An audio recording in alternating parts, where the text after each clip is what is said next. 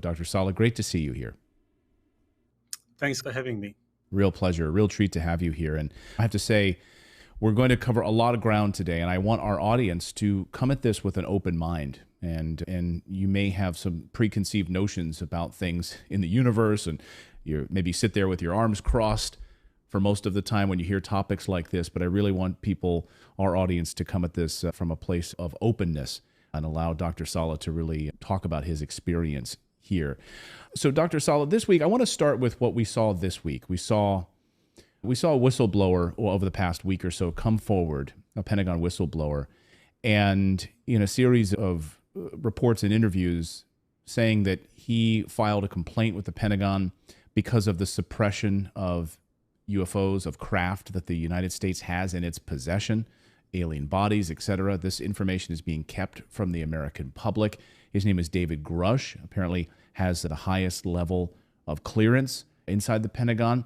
And there's been mixed reaction to his whistleblower testimony coming forward and talking and telling the world about this. What was your initial response to seeing this?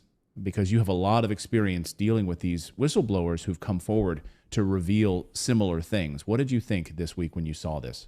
I thought it was very significant that, firstly, that story that was published in the debrief was first passed by the New York Times, Politico, and The Hill, and the authors had to run it through the debrief, even though they had previously published in the New York Times similar stories with their kind of rigorous background checking of the witnesses. Straight away, you get a clue that there's some kind of different factions involved in this kind of issue concerning UFO crash retrievals and reverse engineering efforts. And I think what we saw with David Grush's testimony is that there is a faction of people behind him that are encouraging him to come forward to reveal this, because this is the time for the American public to know that these kinds of reverse engineering projects concerning retrieved extraterrestrial spacecraft that go all the way back. The earliest instance that I know of was Cape Girardeau in 1941 in Missouri. So that was the home state of President Harry Truman, and one of the factors that maybe led to him becoming president. So you go all that way back, and there have been that's 80 years of these crash retrievals happening in the United States and elsewhere around the world, with lots of people coming forward talking about the existence of these crash retrieval operations, and that there has been reverse engineering going on. And of course, that's been dismissed and ridiculed all that time. And so now to have such a senior bureaucrat such as David Grush coming forward saying not only that this is going on, but also that there is a concerted effort by the Arrow office to just ignore that data. And you contrast what he revealed in terms of these are extraterrestrial craft and even bodies are involved, with the response by Dr. Sean Kirkpatrick to the idea that some of the UAPs extraterrestrial in origin, and just dismissing that outright. So I think we're talking about two different factions or groups within the government military industrial complex that have opposing positions about how much and when to reveal about these reverse engineering projects. So two different factions. What do you think are the motivations of each of these factions? One faction just wants the truth to come out, and I think that's more the military faction, because they stand the most to benefit. If you look at it in terms of cost-benefit analysis, if you suddenly have the existence of these alien technologies that can be reverse engineered to build spacecraft that are capable of interplanetary, interstellar conflict or interstellar travel, then you're going to have the Navy wanting to have space carrier groups. You're going to have the Air Force, or now Space Force, wanting to have fleets of anti-gravity craft that can go to Pluto and back in an hour, because that'll be a legitimate concern for the military, that in order to protect national security and global security. And then on the other hand, you have the intelligence community that wants to keep this all secret, because the CIA and the National Reconnaissance Office, they have their own secret space program. And the more they keep this secret, the more that they can use these craft that are built by major companies such as Lockheed Martin, General Dynamics, Northrop Grumman, to have their own fleets of covert spacecraft that they can use all around the planet for covert operations. It goes back to that same struggle that goes to the Kennedy administration and earlier between the US military's legitimate concerns to defend national security and having the equipment and the tools to do so, with the intelligence community's desire to keep everything kind of secret and to maximize its own influence behind the scene and just keep the military at bay or restrict their access to these kinds of technologies. So that's ultimately what I think is going on here, that you have a military backed effort to reveal all this because they want to have their space cruisers, they want to have their battle fleets that are in deep space, as opposed to the intelligence community that want to keep all this under wraps because they get the benefit the most.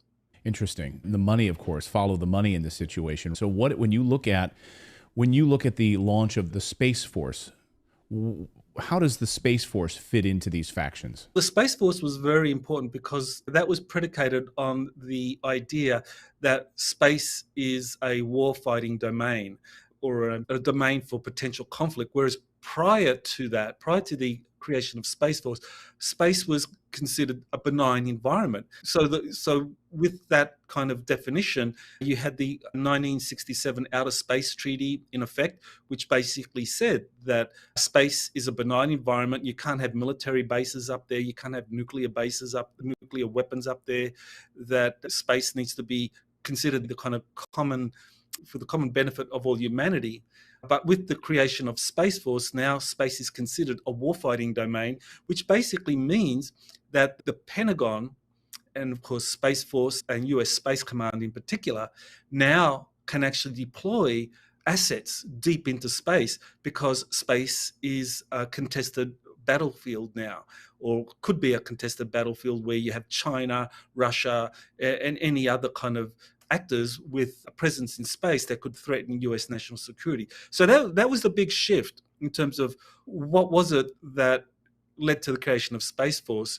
And it's very interesting that just before the creation of Space Force, looking at space as a warfighting domain needing a dedicated military service was actually subjected to a gag order by the Secretary of the Air Force, Heather Wilson, who was the first secretary under President Trump. And there was a gag order. The four-star general in running the US Air Force couldn't talk about the need for creating a dedicated military or space service that would be responsible for dealing with space as a warfighting domain. So that has all shifted now. And so that means that space is one where you can actually have these future fleets involving anti-gravity craft being developed and deployed by Space Force and under the overall control of Space Command. Did you believe David Grush's testimony when he came forward and spoke, and what he was quoted as saying inside the debrief and then the subsequent television interview that he did for News Nation? Definitely, yeah. I think everything he said is absolutely correct in terms of my own kind of research into this over the last 22 years, that there are people who have access to these classified programs that involve reverse engineering of captured extraterrestrial spacecraft and building fleets of these anti-gravity vehicles that are used for select customers, which is basically the intelligence community and the covert military, special operations command and so forth. And so I think everything he said matches what others have said in the past. Now, when we look at the motivation behind that, is he a mouthpiece for this faction that wants this information to come out, or is he a kind of setting up some kind of false flag operation or a limited hangout where they get ahead of the story? Because that's what's not clear at the moment. What's the motivation behind it? Because I think it's very unusual for a whistleblower who comes forward to talk about these things not being massively retaliated against in some way, given his seniority. That doesn't appear to be anything other than just kind of like some finger slapping or hand slapping here in terms of the punishment he suffered. There's definitely a faction behind him, whether it's the military or whether it's the intelligence community, but someone is, I think, giving him the green light to come forward and talk about this and protecting him. But yeah, we'll see whether this is going to kind of take us to a level where the American public is going to be gaslighted for a future war involving some kind of contrived extraterrestrial threat, the false flag alien invasion that I know people like John D'Souza have been talking about for over a couple of years now. Yeah, which is what I fear, right? That this, yes, this is true. But how are they going to use it? What is the motivation behind using this information as some sort of a push towards a massive new military conflict and expansion of the deep state? The military industrial complex has long been my fear about using this. And why are we hearing about this now? This week also, or last week, we heard from Dr. Stephen Greer, held a press conference with a number of individuals coming forward. Can you describe for me what you saw in that press conference and what stood out to you among the three people that he featured? He featured three new whistleblowers out of a group of five that are going to be appearing at the National Press Club for a second press conference on Monday. And of those three, they spoke about their punishment or the kind of repercussions they faced after these kind of incidental encounters with these anti-gravity craft.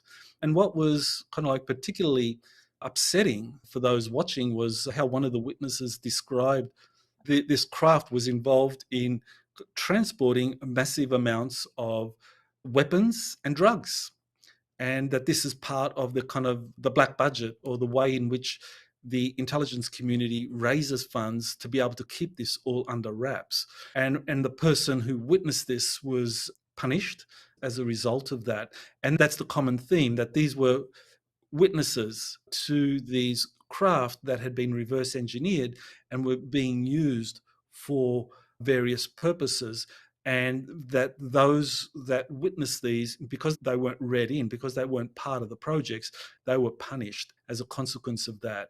So I think it's important to point out there's a lot of other whistleblowers, insiders, who actually have been read in, are part of the programs, and they've come out in the past after retirement to talk about their involvement. One person that stands out is Clifford Stone, who says that he was part of these classified reverse engineer or classified crash retrieval operations from 1969 up until 1991, when he retired from the US Army.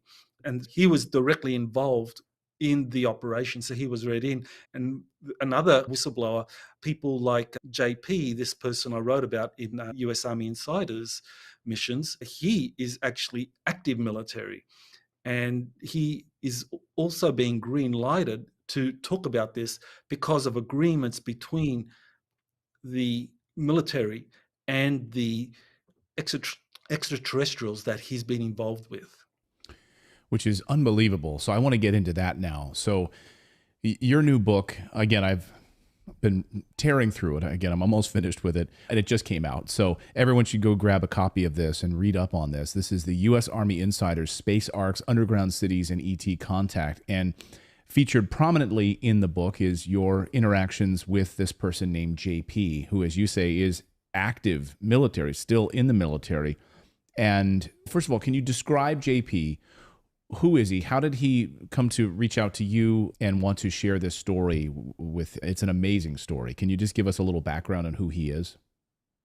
Sure. He first contacted me in 2008. He had just returned from Brazil, where he had contact experiences with three human-looking extraterrestrials that he calls Nordics.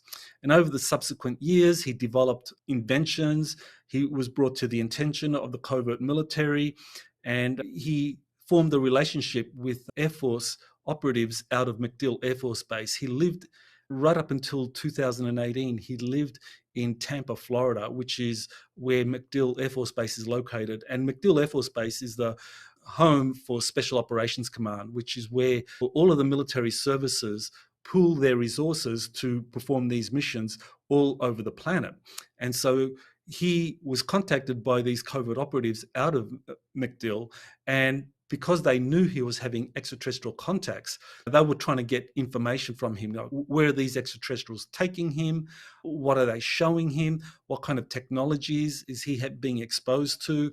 And it's very interesting. I discuss how he was taken to places where he was given weapons training by extraterrestrials. So, here you have an individual, private individual, being given weapons training by extraterrestrials involving these exotic technologies. So I write about that in the book. And so by 2019, he decided, because of the creation of Space Force and Space Command, he was told that he would be able to have greater access to these classified programs because his status as a civilian was a problem. That on a couple of occasions he was denied access to classified programs because of the compartmentalized nature of these. Because even though the Air Force operatives involved in this in these kinds of issues wanted him to have access, you have Army and Navy officials denying him access because he was a civilian. So in 2019, he decided to join, and the big motivation was the creation of Space Command and creation of Space Force, because he was told that if he joined, he would be able to start serving with them. And that's exactly what happened in 2000, after he joined in 2019. Soon he was performing missions for Space Command. Even though he joined the Army, he would be given temporary duty, and he would perform these missions for Space Command. And I described various missions off planet, to the moon, to Jupiter's, out in the orbit around Jupiter, the moon, that these anti-gravity technologies are so advanced that JP was able to get there and back in a day. They can travel to the moon, to Jupiter and Ganymede in a day and come back. It's unbelievable. And this is where I want my audience right now to just have an open mind here. This is unbelievable to me. I've been doing research on the secret space program for years, not to your level, of course, but I just can't. To me, this is the next step, this disclosure about the secret space program. Like, the craft is one thing, the reverse engineering of these craft is one thing, but to know that the United States has actively been involved with extraterrestrials, having off-world meetings on moon bases for decades, really. That's really what we're talking about here, right, Doctor? That's right. Yeah, there's been these relationships with different extraterrestrial factions. And so this is where it becomes important that we distinguish between different factions, that just as humanity is divided into different nations with their own agendas and their own cultures, extraterrestrials also are divided in terms of their kind of species, the appearance, and their political agendas. Boiling it all down to the simplest terms, I think in a way, extraterrestrials can be divided into groups that are all into kind of a centralized control, and they will manipulate people to achieve that. And other groups of extraterrestrials, which are largely the human-looking groups, but not exclusively, who are more freedom-loving and like democratic in principle. So in a way, the extraterrestrials mirror the kind of political ideologies of humanity. You can go back all the way to the ancient Greeks, and you see the same thing. Two factions. One was the Greeks that loved democracy, freedom, and liberty. And then you had the Persians that were about centralized control under one monolithic rule. And that battle has been going on for thousands of years on Earth. And it's the same battle that's going on in space between the different extraterrestrial factions. That's unbelievable. You point to one in your book. You point to one such incident where the DIA, the Defense Intelligence Agency, leaks a leaked memo that came out confirming this. And I think it was in 1989 that this memo came out. The leaked DIA document reveals how human-like Nordic extraterrestrials are friendly and can be relied upon. And we've had this relationship. So this comes right from the government. We have these documents from the Defense Intelligence Agency. What specifically do they say and talk about? And how was this first revealed to you? How did you first learn about this? Yeah, this was a document that was released by a late night radio host, Heather Wade, and she released it, I think it was around 2018. It was a Defense Intelligence Agency document dated from 1989. And there were a number of people that checked this document. One that I've worked with closely was Dr. Robert Wood, who is one of the people behind the Majestic Documents website. And he specialized in examining with kind of forensic detail the genuineness of different documents that have been leaked that purport to be official government documents but haven't been acknowledged to be. So he studied this document, and he was able to trace down that this was very likely a briefing document that was given in 1989 to an incoming member of the Majestic 12 control group, that one member was being replaced, another one was coming in. So they gave him a briefing on what's the state of affairs out there.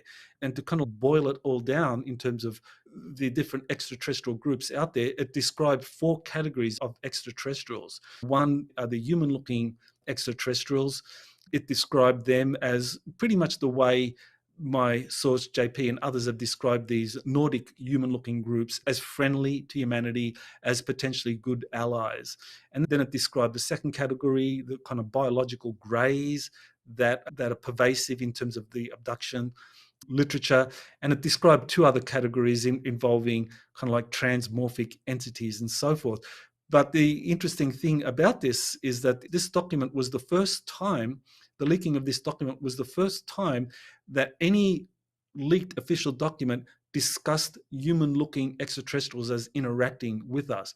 There's been hundreds of leaked documents that have come out previously that have been analyzed by many, but they never talked about human-looking extraterrestrials. What that suggests, the leaking of this document suggests, is that people within the military, by 2018, when this document was released, they wanted the world to get ready that there are human-looking extraterrestrials out there and that they are friendly, they can become reliable partners. And I thought that was a very significant development because that had never happened before. And so that, I think, matches with this kind of growing amount or pool of information concerning people having contacts with human-looking extraterrestrials that are here to help us adjust and prepare for this future where we become a member of this kind of galactic community. So when I talk about the secret space program, to me, it's utterly fascinating. This idea that there are American members of the military. Actually, why don't you tell us, what is the secret space program? If someone has never heard of this as a concept, doesn't understand how this functions, what its relationship is, where the base is, what type of craft, who's involved with this. And there's been a number of people that have come forward publicly admitting that they've been a part of the secret space program, and then privately to you using alternative names that you've written about and sources. So can you just tell us, what is the secret space program? When did it start and what are its functions? Sure. In the 1940s and 1950s, you have a lot of alien technologies being found all over the planet. And so you have various corporations and think tanks involved in the study and reverse engineering of these in the 1940s and 50s. So by the late 50s and early 60s, you have the first prototypes being developed of anti-gravity craft. And you can actually confirm this by looking at in the literature of the aerospace industries in the 1950s. First, there was prominent discussion in official aviation magazines about the future of anti-gravity technology, how the rocket industry was a dinosaur, everything is going to be anti-gravity in the future. And then by the late 50s, it all went dark. You didn't find any mention in the aerospace journals about anti-gravity technology anymore. And that's when the decision was made that this kind of technology is not going to be released into the public arena. It's going to be developed secretly to develop these space programs with fleets of anti-gravity craft. So that's what happened. So late 50s, early 60s, you have the first prototypes developed. By the late 70s, you have the very first space carriers. The US Navy in the late 70s developed the very first space carriers where they would actually deploy battle fleets in deep space. And so in the 70s and 80s, the Navy deployed 8 of these fully functional battle fleets, space carriers with space cruisers, space destroyers operating in space in the 1980s. And of course, the American public wasn't told anything about that. And since then, it continues to develop. They have more refined, more powerful technologies out there. And this was all done secretly. And with the creation of Space Force, I think what that signified is that there was an attempt to bring that the technologies, the personnel, all of the functions and projects that are happening in deep space through these secret space programs, kind of to bring those into the white world where they would be treated like any normal military service, where Congress appropriates funding, approves their projects and activities. And so that's what's going on right now, that there is an attempt to bring these secret space programs out of this kind of deep, dark world of black projects into the open source literature. And so you mentioned 1940s, 50s when they're discovering these craft, they're discovering alien technologies. Can you talk a little bit more about that? Were these crash retrievals that included bodies? Were they then immediately starting the process of reverse engineering where they found in the United States and all around the world? And why suddenly were we finding these in the 1940s and 50s? Does any of this predate that time, the stuff that goes back hundreds of years, or was it really the 1940s where we started discovering these things? The 1940s really was the kind of tipping point in terms of the large numbers of extraterrestrials visiting our world. I think before that time, we weren't of great interest. And I think the development of nuclear weapons was the kind of catalyst for greater level of interest by extraterrestrials in our planetary affairs. And I think when you look at atomic weapons, especially thermonuclear weapons, they disrupt the space-time continuum in a major way. And so it would be natural for extraterrestrials that kind of travel through these different routes through this part of the Milky Way to be concerned about us developing these kinds of very powerful atomic weapons. And so that's when you had more visitation. Many of these craft encountered difficulties here. I think the development of active sonar, directed energy weapons by the military led to some of these craft being shot down. I think the Roswell Army airfield case, the Roswell crash, that was a good example of these craft being shot down.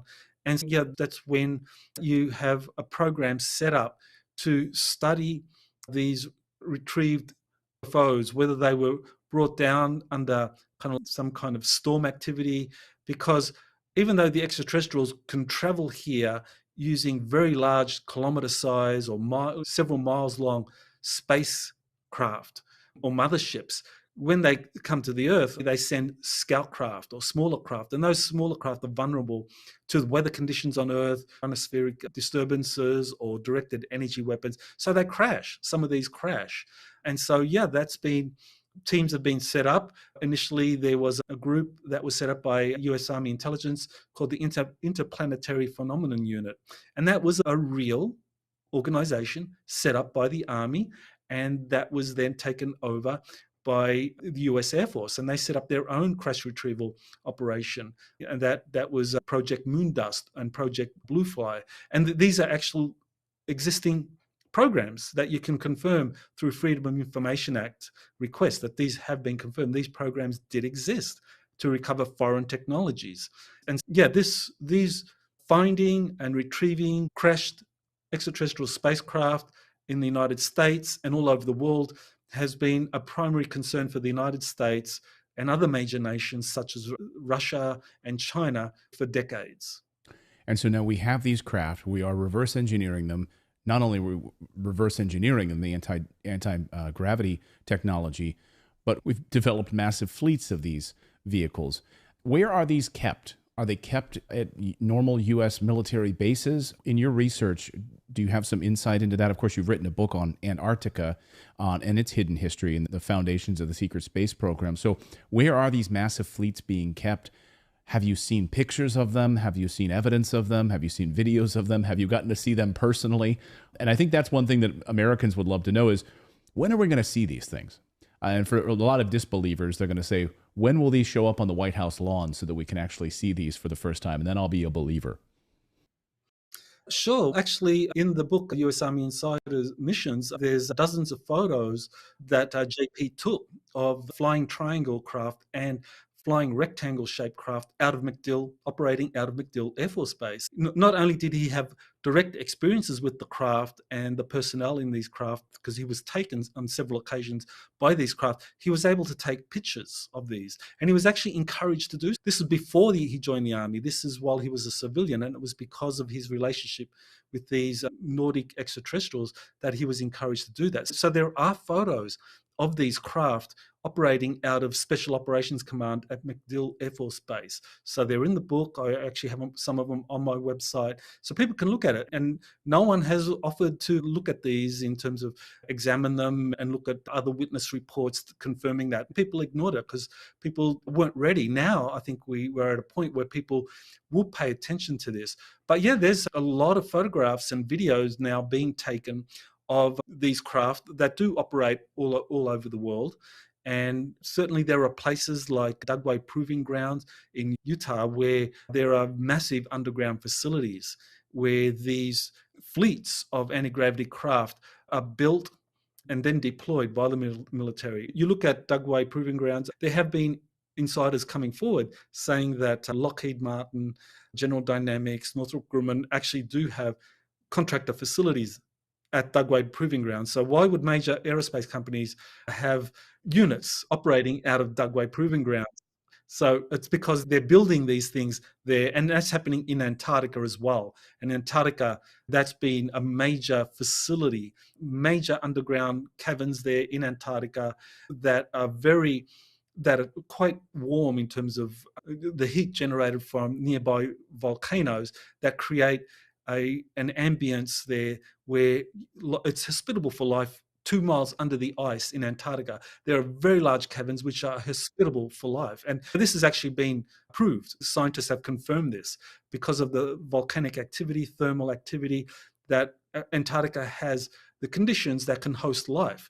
And so this is where you have these massive underground facilities in Antarctica that have been built, and they have been producing these fleets of anti-gravity spacecraft that have been used in these deep space operations. It's unbelievable. Yeah, almost I've heard of these reports of the like underground city in Antarctica, underground cities, because they're so massive. Unbelievable. So when you look at the secret space program and the relationship, I kind of want to just pick that up, dive a little bit more deeply into this now. You have members of the U.S. military who have been recruited, brought in to be a part of this, to not only pilot these craft, but also be involved in the political sort of relationships between human beings and extraterrestrials and having off-world meetings. Is that also, I get from JP's reports in your book, that they're going on these craft and they're going to off-world meetings, both in other places like the moon, a moon base, and other places. Can you talk about that? That's right, yes. One of the big meetings that happened was in 2021, where apparently there were a new group of extraterrestrials arriving in our solar system. And so Space Command put together a mission to, almost like a meet and greet, where they went to meet these new extraterrestrial visitors saying, well, welcome, we're the local humans, we're the ones that are ultimately responsible and custodians for our solar system, and we're glad you're here, and we'd like to work with you and reach agreements. And he described that mission, and he described going to Ganymede, one of the moons of Jupiter, where he says that he saw these ancient facilities there built by extraterrestrials that are still being used to this day. And he met with some different extraterrestrial groups. Some of these facilities were actually handed over to Space Command.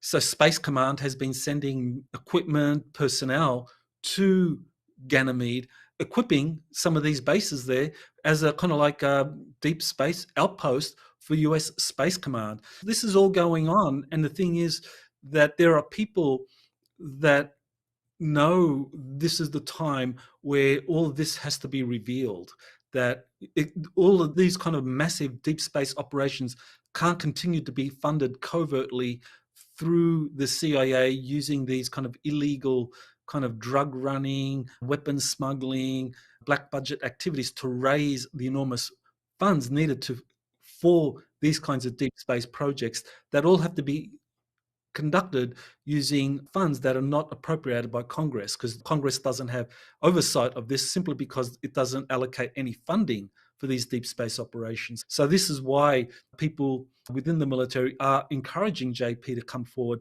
and talk about this, because they want Congress to fund all of this rather than dipping into this kind of secret black budget. So when we see UFOs and people post videos of UFOs online now, to me, it's almost impossible now to tell them apart from what the United States and other world governments have built through reverse engineering. They might be off-world vehicles, they might be from another galaxy, but they might be our own now because of the technology. Has it gotten to the point, I know Bob Lazar spoke about this a number of years ago, that when they were working on these reverse engineering technologies at Area 51, that they would attempt to work on it, figure things out, and we didn't have the technology to figure out their technology. And so we literally pulled the tarp back over it, wait another 10 years, he said, because we just didn't have the tools to analyze it. But I just want to kind of square what Bob Lazar has reported and said with what we're hearing with these massive fleets that now we've been able to build. What do you make of the maybe the disparity between those two worlds? I think the Bob Lazar case was a psychological operation it was a limited hangout. That's probably the best way of describing it. It was describing the truth that these extraterrestrial craft had been recovered. They were stored in a facility at S4, and you had some scientists coming in, playing with them, looking at things. But that S4 facility that Bob Lazar went to is really more a museum. It's a museum piece hosting 9 recovered extraterrestrial or German flying saucer craft. So that's 9 craft that were there that Bob Lazar saw. And his description of these failed attempts to reverse engineer it, where he described almost like the ad hoc, clumsy way that the scientists were trying to understand and reverse engineer these technologies. He was kind of like exposed to that because that was the limited hangout. What they didn't want people to know was that, in fact, these crafts had been successfully reverse engineered and that they understood the principles, and they were building craft out of places like Dugway Proving Ground in the underground facilities there, that Lockheed, Northrop Grumman. They were building anti-gravity spacecraft fleets, these giant space carriers that would be operating in deep space that the Navy took control of. In the early 80s and the late 70s, they were building these craft and deploying them using anti-gravity technologies and kind of like nuclear fusion propulsion systems. So this was all happening in the 70s and 80s. And of course, by 1980s, Bob Lazar comes along and he's given exposure to some of the things at this museum at S4 and thinks that, oh, that's the state of the art. But in fact, he was only exposed to a very limited aspect or just a few of the older sorts of technologies. Interesting. So he was being used, basically. He was being used to expose a piece of the story, a drip campaign that they've been doing for years, the sort of dripping. Is that right? Am I reading that correctly? Exactly, yes. If you look at the Bob Lazar story, I mean, that had enormous impact for decades on the UFO community, but it really was a limited hangout because what the big takeaway from Bob Lazar is that, oh yeah, these extraterrestrial technologies exist, they're being stored and studied, but the classified system, the security overbearing security structure meant that scientists weren't able to reverse engineer that. And that's nonsense. They had been successfully reverse engineered decades before Bob Lazar got to the S4 facility at Area 51. So it was a limited hangout. It was just to steer people in a particular direction. And I think that's what John D'Souza was saying about this new whistleblower, David Grush, that he's part of a limited hangout. He's being given some information to put out, which is true. Everything Lazar experienced is true. And same for Grush. These programs do exist. But he's presenting it in a way, in a limited fashion, that can be used by some kind of deep state actors to perpetuate something like a false flag alien invasion. And I think that's a very real possibility that we could have something like that being conducted, and the American public and the world public is being gaslit into believing that, yes, these UFOs are real, they're a threat, we need to kind of prepare for any kind of hostile action by them, which is what has been happening since that first 2017 story that appeared in the New York Times and Politico by Leslie Kean and Ralph Blumenthal on the existence of this ATIP and these military studies of the UAP threat. So when we talk about these craft, specifically, we talk about these fleets of craft, how big are they? Can you maybe describe from what JP has told you and other insiders have told you when they get on these craft and traveling to Jupiter, the moons of Jupiter, what do they look like? Our brains, I think, go right to a Star Trek bridge, or a Battlestar Galactica. How are they functioning and who's on board? United States military and Nordics or extraterrestrials who are working in tandem? Can you give me some of that experience from some of these insiders? Sure, yeah. He has described being taken on these flying triangle-shaped craft multiple occasions and also flying saucer-shaped craft. But the flying triangles are the ones that he describes that he was involved in that took him into these different places, deep space, to the moon, to Ganymede.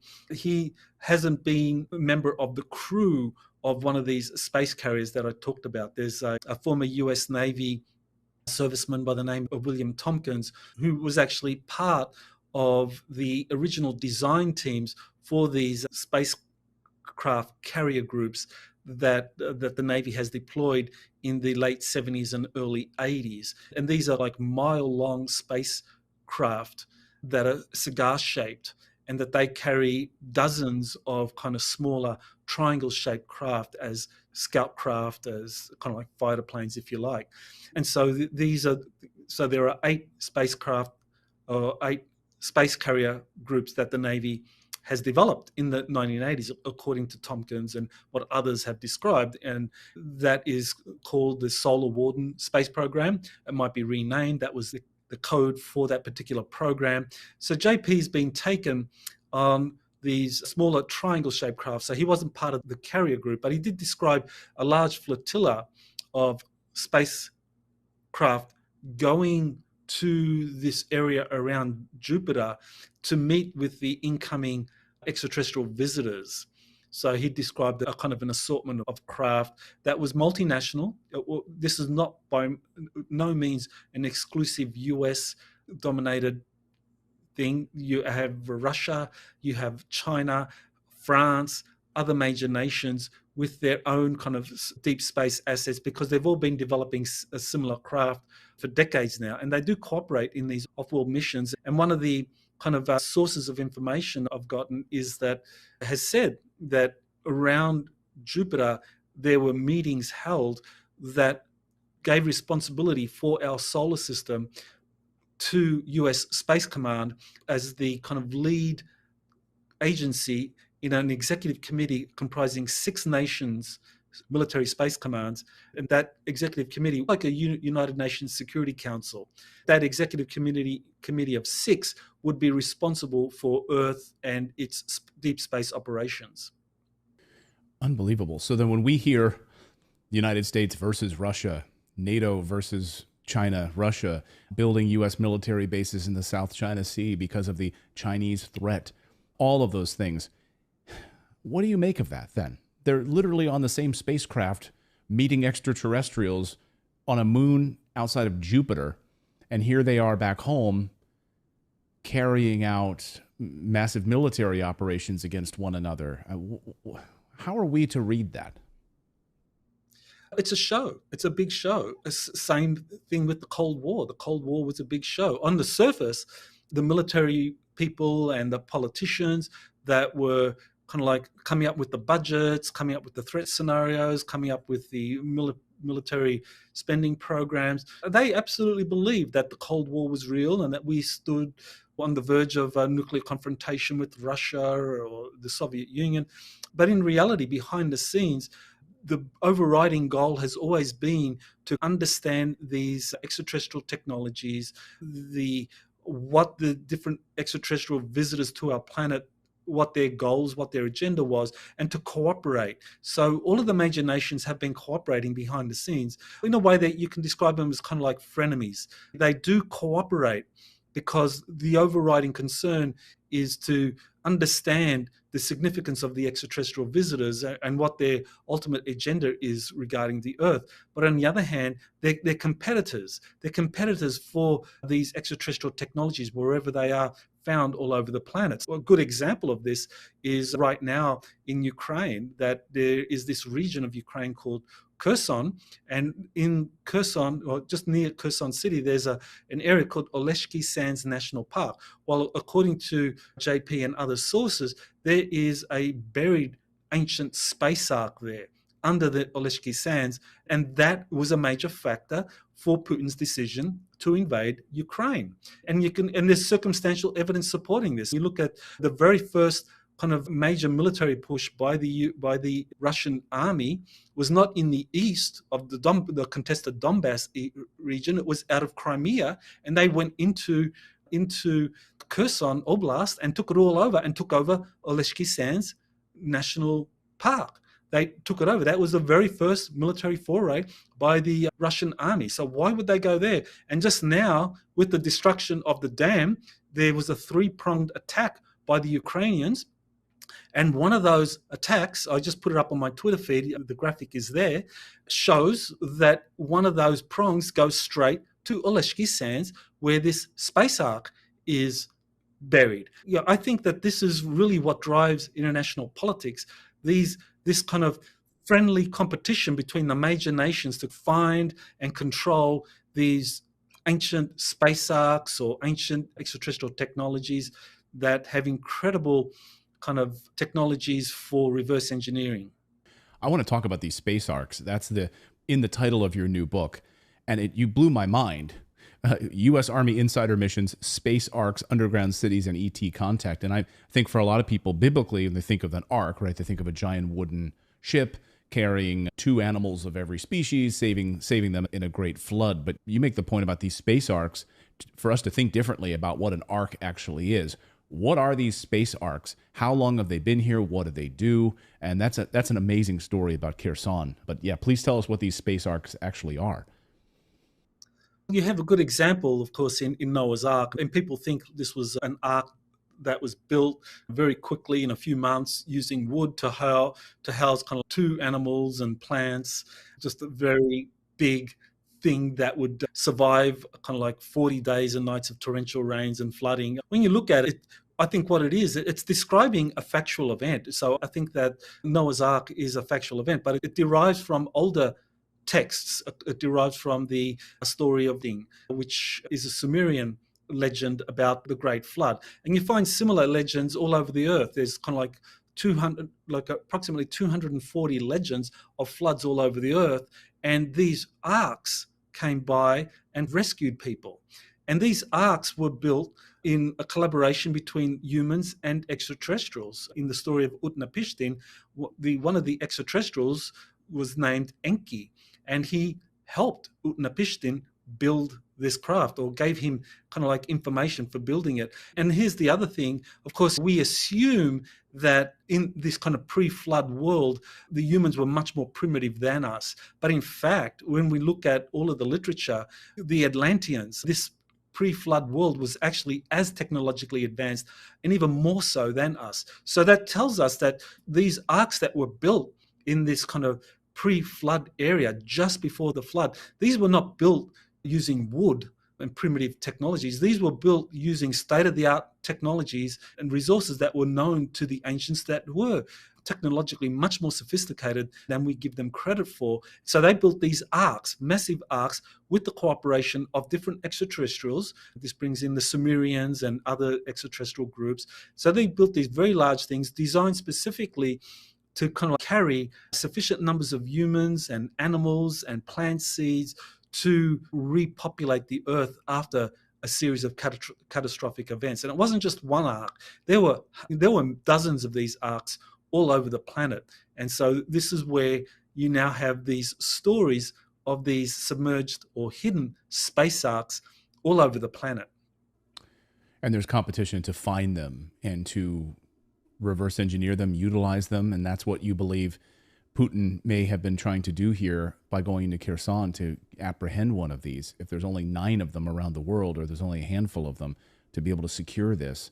You really think that's a major motivation for his invasion in that section? Yes, I think that's a major factor. I don't think it's the only factor by any means, but certainly it is a major factor. And there's circumstantial evidence supporting these claims that there is a buried space ark there at Kherson, at Oleshki Sands. And of course, Oleshki Sands itself, if you look at it, it's kind of like this circular patch of desert in the middle of Ukraine. It's the only sandy desert in Ukraine. What causes that? The historic explanation has been it's overgrazing by sheep. I don't think overgrazing by sheep is going to cause a desert. Really, it's because of this submerged space ark, the radiation that it generates, creates this kind of inhospitable area for vegetation to grow in. But these are all over the planet, and some are submerged under oceans. Wow. Yeah, look, the most fertile soil in the world is in Ukraine, right? Famously 15 feet deep of this amazing soil. So while you have a desert suddenly in one spot in Kherson is a very interesting piece of evidence here. That's unbelievable. I have so many more questions, and I know I'm running out of time, but man, my brain is spinning around all of these different relationships that we have with these extraterrestrials. And I have to think, you as an amazing researcher and being around this, have you reached out to JP or any of these other sources and said, I would personally love to travel on one of these craft and document it. If you really want to get this story out here, I'm your guy. I'm Dr. Michael Sala. Please allow me to, I would love to be a part of this. If you need an extra person to come along, have you asked that question? Have they offered that opportunity to you in any way? Not yet. I think that the kind of current arrangement I have with JP suits me quite well. He gets to go off and do these missions, and these are dangerous. Tucker Carlson did a story, an interview, where he described being told by this brain specialist out of Stanford Medical Center that there were over 100 Air Force personnel, pilots and so forth, about 10 years ago that had suffered traumatic brain injuries or death because they approached these technologies and they weren't ready, or they didn't have their vibration, their DNA wasn't suitable. And one of the things I found is that it is absolutely about DNA.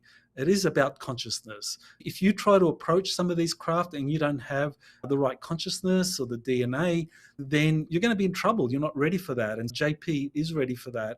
And certainly I'd like to think that one day I'll be ready, but I'm patient to kind of like just catalog and investigate JP's claims. Certainly, I think the time will come where probably I might be asked to be on one of these missions to corroborate this. But I think we're probably still at that stage of just getting the information out there, preparing people.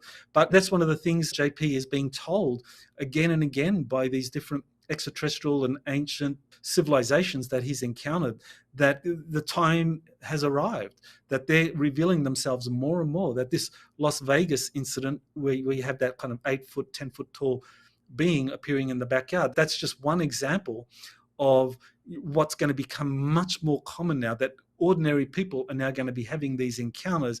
As more people have these encounters, they're going to tell their friends, their family, and so the kind of mass consciousness rises. We are really close now to the extraterrestrial presence being revealed as genuine.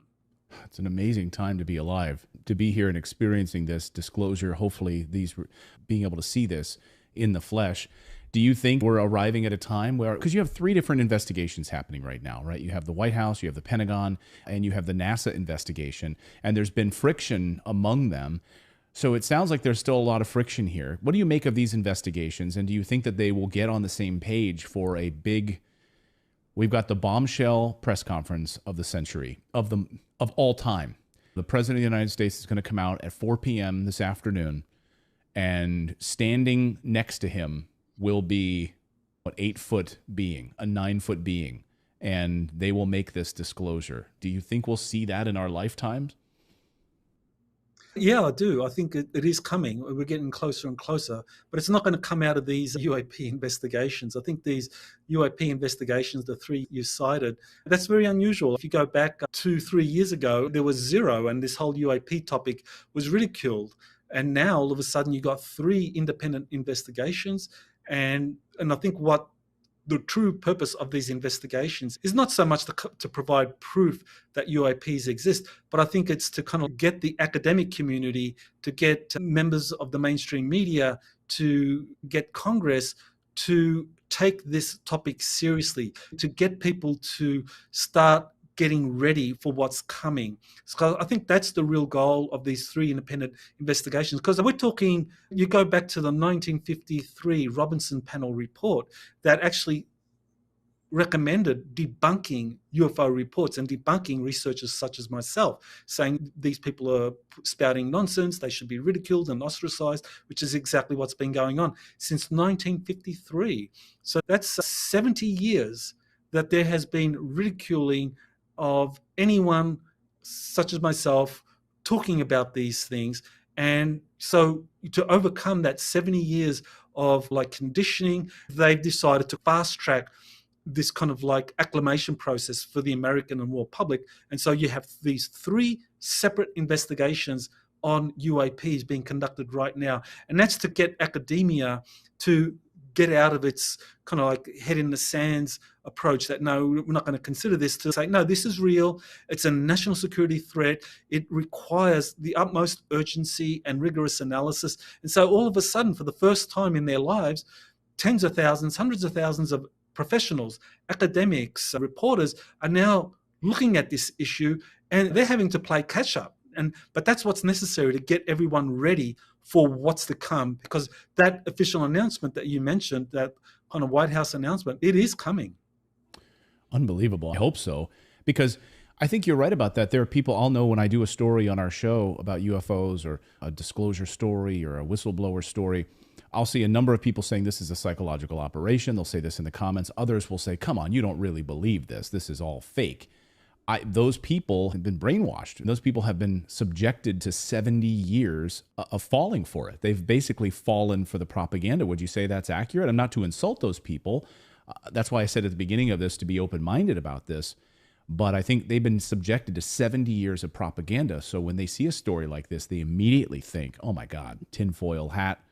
This is garbage. I can't believe they're talking about this. Let's go back to focusing on the war. Let's go back to focusing on the show. Yeah, that's exactly what's been happening. For 70 years, people have been conditioned into dismissing the UFO phenomenon as something that's tinfoil hat, something worthy of ridicule. But now there's been an official change in policy. The creation of these UAP officers. Now you have professionals being told, go out there and study this.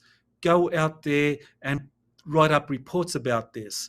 You need to investigate this. So they're being told now to do the precise opposite of what they was told for the preceding 70 years, to dismiss it. Now they're being told, go out and study this. And that's where you're having now a lot of people opening up to this, investigating this. And the deeper they go down that rabbit hole, the more they find this kind of material that I've been talking about with you. It goes down to this kind of like recovery of these extraterrestrial spacecraft and reverse engineering these, which is what David Grush, I think what David Grush ultimately represents is, it's almost okay, for the last 2-3 years now, you have the first investigations of UAPs asking, are they real? Is this really happening? Is it extraterrestrial in origin? And now the second phase has begun with, and I think that's what Grush's testimony does.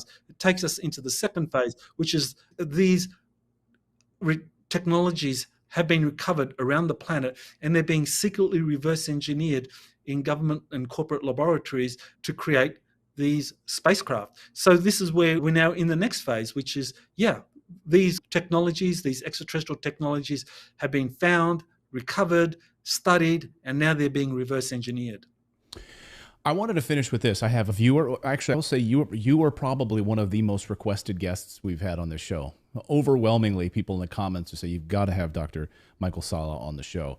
And Dennis, one of our viewers, I will do this for Dennis because he's been a gracious viewer. He said, I'd love to ask Dr. Salla a question. And he said about the ousting of the Saqqara reptilians in 2021. And how the deep state is panicking without their overlords. Can you talk about that for Dennis, one of our viewers? What about these reptilian extraterrestrials, and what do you know about this? This is really complex because what we have is a lot of evidence going back thousands of years that there are these reptilian species that have played a big role in controlling the Earth. And the name of the kind of apex reptilian is Saqqara. So these are kind of like dragon-like creatures, 8 foot to 12 foot tall, and they apparently have been forced to leave our solar system recently with the arrival of these kind of more senior species. It's like when we think of extraterrestrials, we need to think of different tiers. You have Nikolai Kardashev came up with type 1, type 2, type 3 extraterrestrial civilizations. The ones that have been controlling the Earth are like type 1 or type 2 civilizations. They're able to manipulate energy at a kind of planetary and at a solar level. But the ones that have recently arrived, they are type 3 or even type 4 extraterrestrials. So they're like the big boys on the scene. They've been around for millions of years. And so the reptilians suddenly realize that, oh, the big boys are here. They're watching everything that's happening here. They're recording everything. We better skedaddle. We better get out of here, and we'll wait for them to leave, and then we'll come back. And so this is the window we have as a planetary civilization with the departure of these kind of like apex predator species like the sakar, the Orion greys, with their departure, temporary departure, because this more senior species, a coalition of 24 senior species, have arrived in our solar system, type 3 civilizations. They're here to watch current events. They're here to watch our emergence into a galactic culture. They're here to watch that. But once that has happened over a period of maybe a dozen years or so, they're going to leave. And then we're going to have to fend for ourselves. So it's almost where we're breaking out of the shell, the insular shell that has kept us kind of like ignorant of the greater galaxy. But once we're broken out of the shell, like any little animal that's just broken out of a shell, the parent has protected you, but you're on your own now. Good luck. And that's where we are as a species. We've got 10 years now, I think, to prepare for the departure of this senior species, type 3 civilization, and the return of the sakar and their allies. Wow.